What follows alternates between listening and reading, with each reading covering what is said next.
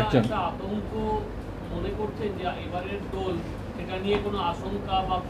আমাকে দেখে মনে হচ্ছে আমি আতঙ্কগ্রস্ত। আমি বলছি আতঙ্ক তৈরি করার চেষ্টা করা হচ্ছে। এ বলবে আমার ধর্ম সংকটে, ও বলবে আমার ধর্ম সংকটে। আমি বলছি রাজ্য এবং দেশটা সংকটে, আমি এবং আপনিও সংকটে। আর এজন্যই দাঁড়িয়ে এই সংকট থেকে সরার জন্য মহারাষ্ট্রে যখন সবচেয়ে বেশি ঋণের গ্রস্ত মহারাষ্ট্র, তখন অরঙ্গজেব করে চিৎকার করছে। অরঙ্গজেব তো এখন প্রাসঙ্গিক নয়, কেন প্রসঙ্গ করা হচ্ছে? পশ্চিমবঙ্গে বাজেটের পরে বিধানসভায় তো আলোচনা হবে কেন এত লক্ষ কোটি টাকা ধার, আরও 1 লক্ষ কোটি টাকা ধার বেড়ে গেল কেন, 1 বছরে বাড়বে কেন? তার বদলে হিন্দু মুসলমান দোল তো অতীতে হয়ে এসছে। রবীন্দ্রনাথ তো বসন্ত উৎসব বলেছেন, যেটা মুঘল সাম্রাজ্যের সময় জশ্নে বাহারা বলা হতো।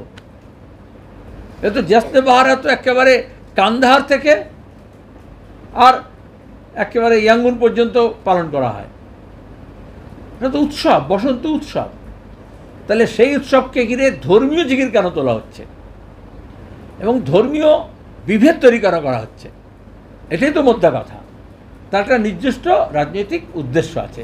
এটার ব্যাপারে আমরা শুধু সরকারকে বলছি প্রশাসনিক ব্যবস্থা নিতে হবে, পুলিশি ব্যবস্থা নিতে হবে। নাহলে আমরা ঠিক করেছি গোটা রাজ্যের সব কটা থানায় আমরা এই শুভেন্দু অধিকারীর বিরুদ্ধে হেড স্পিচের জন্য এবং উস্কানি দেওয়ার জন্য এফআইআর করব। দেখি পুলিশ মন্ত্রী মমতা ব্যানার্জি কী ব্যবস্থা নেন। কেন সুমোটো নেয়নি পুলিশ?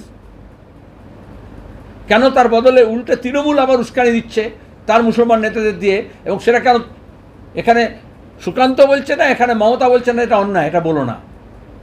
এই বাতাবরণে যেহেতু একটা উৎসবের সময় এবং যেহেতু শুক্রবার, এখন কি হয়, ঘর পোড়া গরু সিঁদুরে মেঘ দেখলে ডরায়।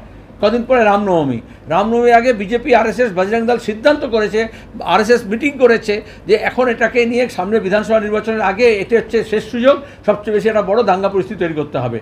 গত বছর যেহেতু ঋষরাতে হয়েছিল, যেহেতু শিবপুরে হয়েছিল রামনবমীর সময়, যেহেতু মমতা ব্যানার্জি বলেছিলেন পুলিশ ইচ্ছে করে 0.5 ঘন্টা সময় দিয়েছে, এগুলো একটু করতে হয়। রেড রোডে দাঁড়িয়ে তিনি বলেছিলেন তামাশা করে। শোনো, আমরা বলছি এরকম কোনো উইন্ডো দেবেন না নিজের ভোট বাক্স ঠিক করার জন্য, ভাগাভাগি রাজনীতি করার জন্য। 2011-র পর থেকে আইনসভায় মুসলমানদের প্রতিনিধিত্ব ক্রমাগত কমছে। মমতা ব্যানার্জি কালকে একটা অন্য উৎসবে যোগ দিয়ে ডান্ডিয়া নেচে, ভাংড়া নেচে বললেন জনসংখ্যার হিসেব দিচ্ছেন।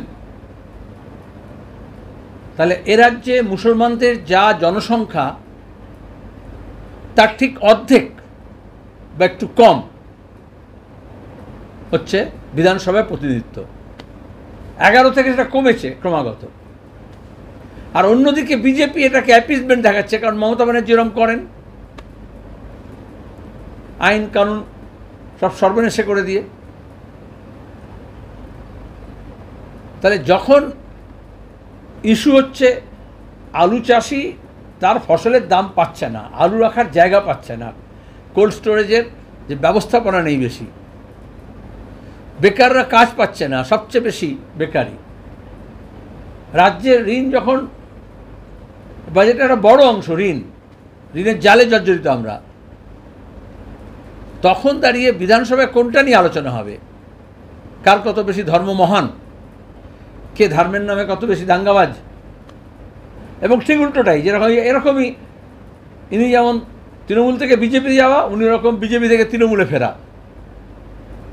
পাল্টা মুসলমান হয়ে বিবৃতি দেওয়া। দল থেকে নয়, বিজেপির দলের প্রধানও বললেন না, যেটা অন্যায়। তাহলে কেন সুমোটো পুলিশ কোনো ব্যবস্থা নিল না? গোটা দেশে যখন হেড স্পিচ নিয়ে আমরা বলছি আইনত ব্যবস্থা নেওয়ার কথা, পুলিশ এদিকে ওদিকে হাজি পাজি, কে যেরকম কোথায় কে কোন মন্ত্রীকে কে গাল দিয়েছে, কে কোন মন্ত্রীর বিরুদ্ধে বলেছে, শাসক দলের নামে কে কি পোস্ট করেছে, তাতে গুন্ডামি মস্তানি করছে, ধরে নিয়ে যাচ্ছে। তো যেখানে প্রকাশ্যে ঘৃণা বর্ষণ করা হচ্ছে, উস্কানি দেওয়া হচ্ছে, এবং বিশেষত এই রমজান মাস, জুম্মা, হোলি, দোল, তার প্রাককালে যখন উত্তেজনা তৈরি করা হচ্ছে, তখন দাঁড়িয়ে কেন পুলিশ মন্ত্রীর পুলিশ মন্ত্রী কেন নীরব? আর যারা ছি ছি করেছিল তারাই বা কেন বলছেন না এটা বাংলার সংস্কৃতি নয়? সে আমার বিরোধী হতে পারে, সে ভোট লুট করে আসতে পারে, কিন্তু ইলেকশন কমিশন যখন সার্টিফিকেট দিয়েছে তাকে কেউ চ্যাংদোলা করে ফেলে দেওয়ার এখতিয়ার নিয়ে আসতে হবে ধর্মের ভিত্তিতে। এটা সবটা হচ্ছে আপনার যাদবপুর, মেদিনীপুর, কল্যাণী, আরজিকর থেকে শুরু হয়েছে, যে হিন্দু মুসলমান নির্বিশেষে যখন ন্যায়ের জন্য, বিচারের জন্য, অন্যায়ের বিরুদ্ধে মানুষ যখন ঐক্যবদ্ধ হচ্ছে, তার রুটি রুজি জীবন জীবিকা নিয়ে যখন লড়াই লড়ছে, তখন বিজেপি এবং তৃণমূল যোগ সাজসে মোহন ভাগবতের উস্কানিতে এবং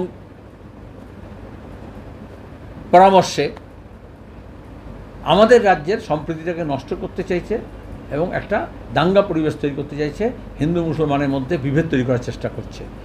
একদিকে যেমন মানুষকে সতর্ক থাকতে হবে, সজাগ থাকতে হবে, এমনি সিপিআইএমের কর্মী সমর্থক বামপন্থীদের প্রতিটি ধর্মনিরপেক্ষ প্রগতিশীল শান্তিপ্রিয় মানুষের একটা কাজ, দায় এবং দায়িত্ব বর্তায় যেরকম দাঙ্গাবাজরা যাতে সমাজে স্থান না পায় সেটাকে সুনিশ্চিত করা।